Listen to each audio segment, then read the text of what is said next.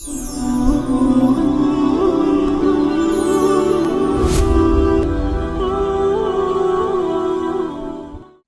আলাইকুম রহমতুল্লাহি আবরাকাতু। আলহামদুলিল্লাহ ওয়াসসালাতু ওয়াসসালামু আলা রাসূলিল্লাহ বাদ। সুপ্রিয় দর্শক ও শ্রোতা, অনেকেই জানতে চেয়েছেন শাম কেন মুসলিমদের কাছে এত তাৎপর্যপূর্ণ। বর্তমান সময়ে 2024 সালে শিয়া রাফিদি মুসাইয়িদের হাত থেকে শামকে বিজয় করায়, আহলুস সুন্নাহ ওয়াল জামায়াতের মুজাহিদগণ শামকে বিজয় করায় আমাদের কেন এত আনন্দ, অনেকে জানতে চেয়েছেন। জি, এর কারণ হলো আল্লাহর নবী সাল্লাল্লাহু আলাইহি ওয়াসাল্লামের পুত পবিত্র হাদিস।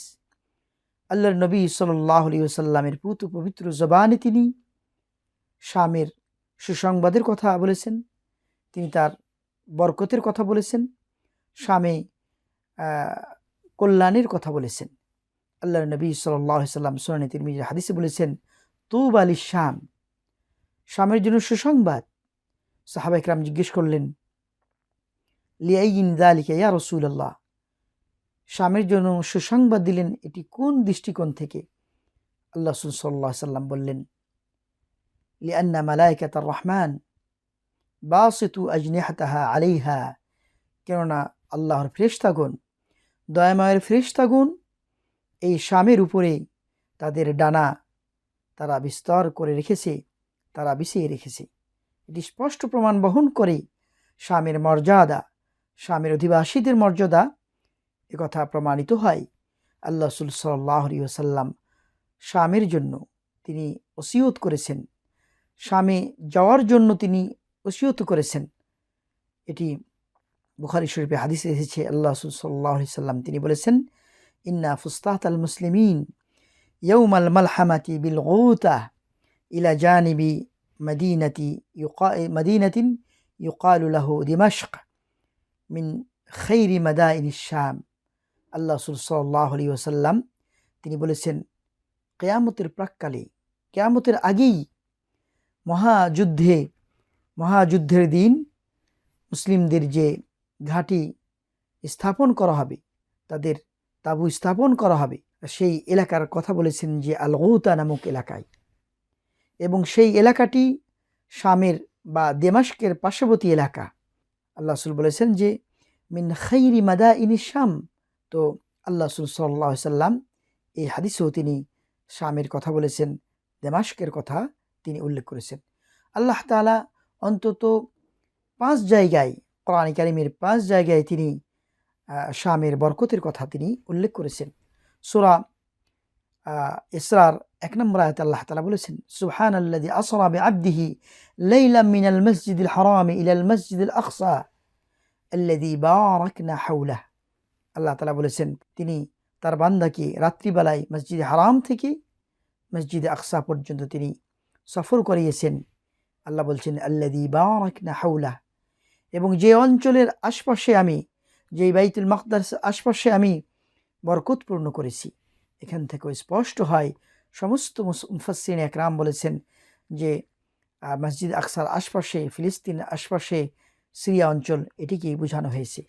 তো বর্তমান যে সিরিয়া, আল্লাহ রাসূল সাল্লাল্লাহু আলাইহি ওয়াসাল্লামের জামানায় যে শামের কথা উল্লেখ করেছেন, সেটি বর্তমান সিরিয়া, লেবানন, জর্ডান, ফিলিস্তিন, সৌদি আরবের তাবুক অঞ্চলের বৃহত্তর একটি এলাকা মিলেই এটি শাম হিসাবে আল্লাহ রাসূল সাল্লাল্লাহু আলাইহি ওয়াসাল্লাম অভিহিত করেছেন। তো এই শামের কথা কোরআন কারীমের সূরা আম্বিয়ার মধ্যে 70 এবং 71 এবং 81 নম্বর আয়াতে আল্লাহ তাআলা বলেছেন।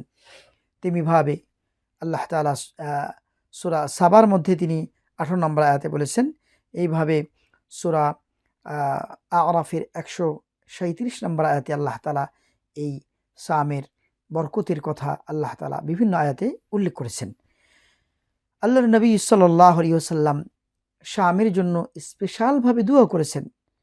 হাদিসে ইবনে উমর এসেছে, আল্লাহ রাসূল সাল্লাল্লাহু আলাইহি ওয়াসাল্লাম বলেন, আল্লাহুম্মা বারিক লানা ফি শামিনা, আল্লাহুম্মা বারিক লানা ফি ইয়ামানিনা। হে আল্লাহ, আমাদের জন্য শামে বরকত দান করো।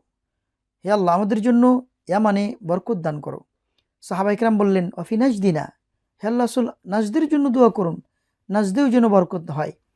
আল্লাহ রাসূল আবারও বললেন, আল্লাহুম্মা বারিক লানা ফি শামিনা, আল্লাহুম্মা বারিক লানা ফি ইয়ামানিনা।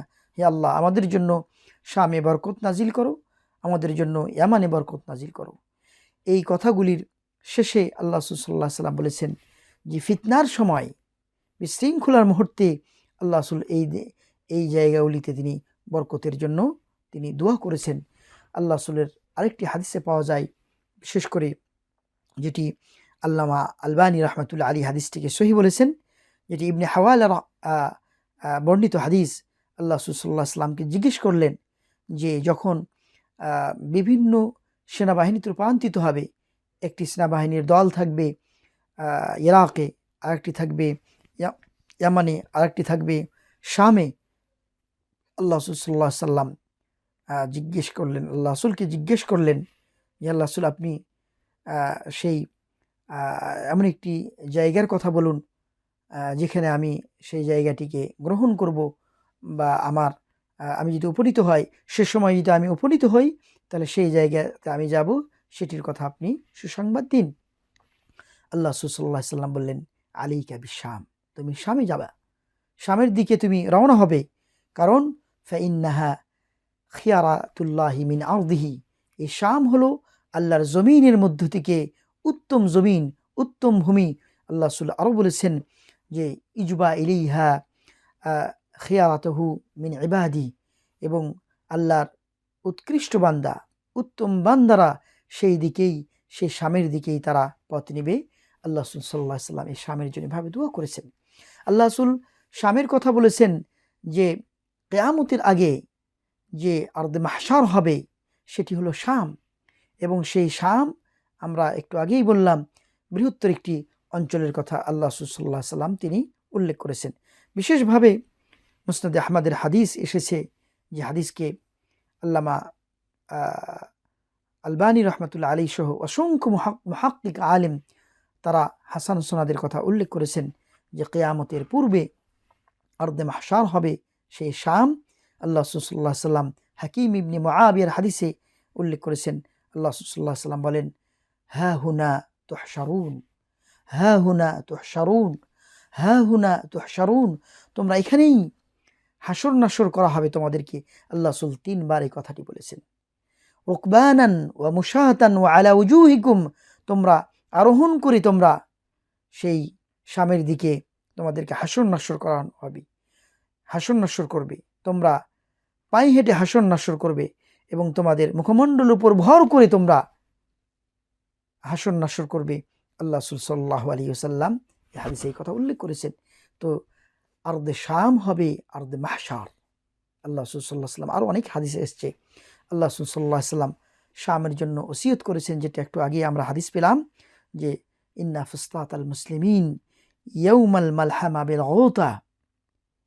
আল্লাহ রাসূল সাল্লাল্লাহু আলাইহি ওয়াসাল্লাম বলেছেন যে কিয়ামতের পূর্বে, কিয়ামতের আগেই মহাযুদ্ধের দিন মুসলিমদের একটি ঘাঁটি হবে, বা মুসলিমরা যখন তাদের ঘাঁটি স্থাপন করবে, ঘাঁটি নির্ধারণ করবে, আল গৌতা নামক জায়গায় তারা এই ঘাঁটি নির্ধারণ করবে। আল্লাহ রাসূল সাল্লাল্লাহু আলাইহি ওয়াসাল্লাম বলেছেন যে ইলা জানিবি মাদিনাতিন ইউকালু লাহা দিমাশক, এমন একটি জায়গায় তারা এই ঘাঁটি বা শিবির স্থাপন করবে, যেটি হলো দিমাশকের কাছে। এবং আল্লাহ রাসূল বলছেন মিন খাইরি মাদাইনিশ শাম, আর এই শহর হলো শ্রেষ্ঠ শহরগুলির মধ্যে অন্যতম। তাহলে শহরকে, দামেস্ককে আল্লাহ রাসূল সাল্লাল্লাহু আলাইহি ওয়াসাল্লাম অন্যতম শহর, শ্রেষ্ঠতম শহরের অন্তর্ভুক্ত করেছেন।